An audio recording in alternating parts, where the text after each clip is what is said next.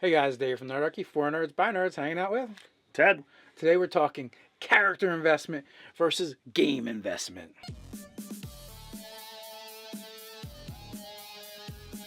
jump down to the description below where you can sign up for Nerdarchy, the newsletter, get weekly gaming tips, as well as learn how to game with Nerdarchy.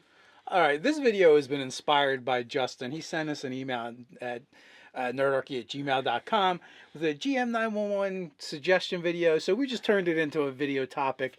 And so the idea of his players just don't give a rat's ass about their characters. They get kidnapped, they get bad stuff happening, like, well, they're dead. Can I roll up a new character? So he's trying to do it to add stress and tension to the game so that the players are invested in the story, and they're just like, well, he's dead. Like, they're not expecting that they can make it out. Well, and so here's the thing, though. He doesn't actually say whether or not they're invested in the story or not.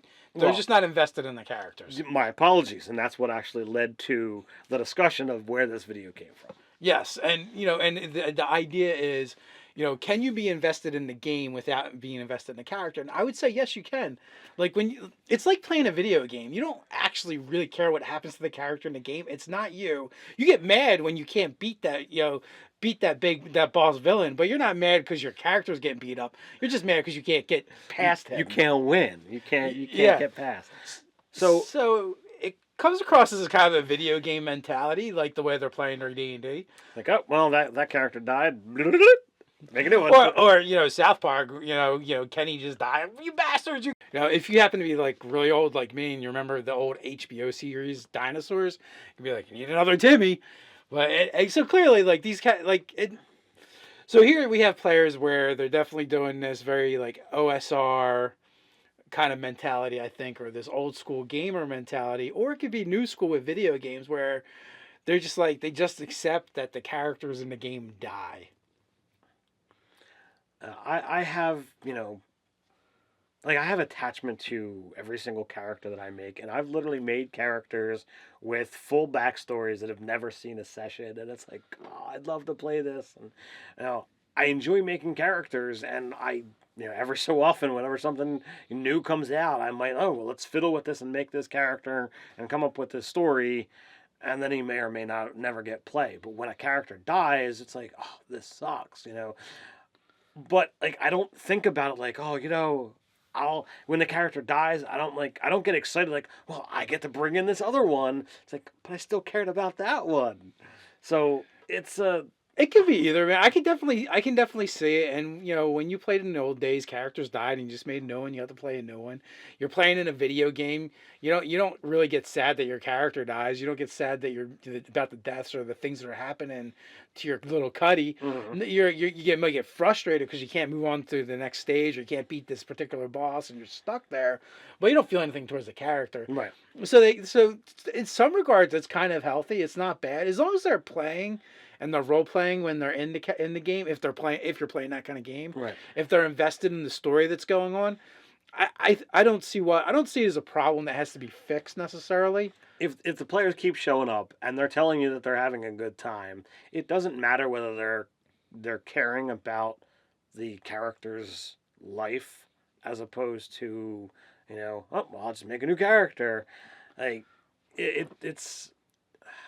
I look at it that you as the DM, I understand that you're trying to get a certain point across, and perhaps they're not picking up on that.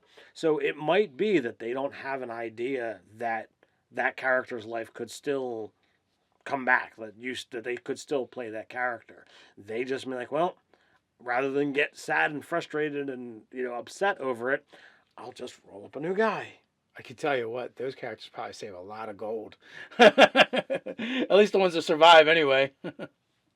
Or maybe they have more because they're eluding their companion. It's all the time. It's just a different play style. And the question you have to ask yourself as the GM, are you trying to solve a problem that doesn't exist? Do they really need this fixed in their game? Or now that doesn't mean it's not a problem for you, right? Like you may have a problem because you may want to keep using the same characters over and over and keep building a story on top of those characters, and you can't do that if they keep dying. Yeah, you can't have that reoccurring NPCs if every time they walk into town they're completely new characters. That doesn't work. You can't have that. You can. They're just not reoccurring for those characters.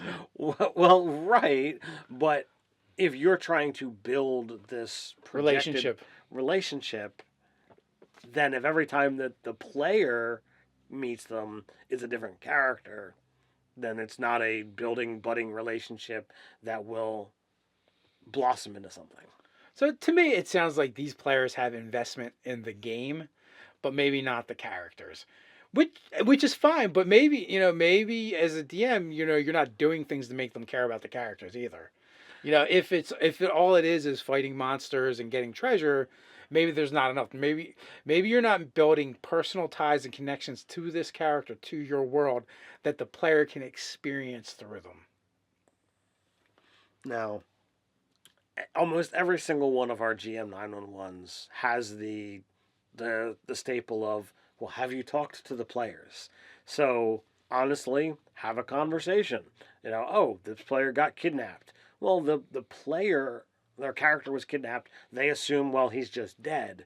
Well, that's not necessarily the case. There could be a way for them to get out, or it could be just well, I wanted them to go through and get interrogated to have this thing happen, and they were going to come out of it on top with X benefit. Well, if the player doesn't have an idea of that, they just assume, well, I'm going to die. Well, that could be solved with a little bit of a conversation. So ultimately, every single GM 911, have you talked to them? Have you figured out, are you guys on the same page? And if you're not, you can get there with words. Doesn't need to be solved in game. That is absolutely true. And the other thing is too, are they the type of players that just get bored of playing the same characters? So they don't actually they're like, oh good, finally I get to do something different. Yeah. And there's always that side of it as well. There's that that mentality of, well, I just want to make new characters. And I've seen players where every third session they've said, well, can I make a new character? Can I come in with somebody else? It's just who they are. That's the style of gaming that they do. And if that's the kind of players you have at your table, you might just have to work with that. And sometimes some of those players, like, they do like you and make like 4-page backstories for those characters and really go all out, and then they're just like, yeah, I'm bored now. I'll do something. I want to do something else. So it's not always even just the players that are like, they don't do anything with their characters or change anything or put any investment into them. Some of them just get bored no matter what. There's nothing you're gonna be able to do about it. Yep. So that is character investment and game investment. Can those things coexist or exist outside of each other? And I would say yes, absolutely they can. So what do you guys think? You want to weigh in on this situation? This is a great spot to have this conversation, and that's down below. While you're down there, don't forget to like, share, and subscribe. You can patronize us in a good way over at Patreon. So until next time, stay nerdy.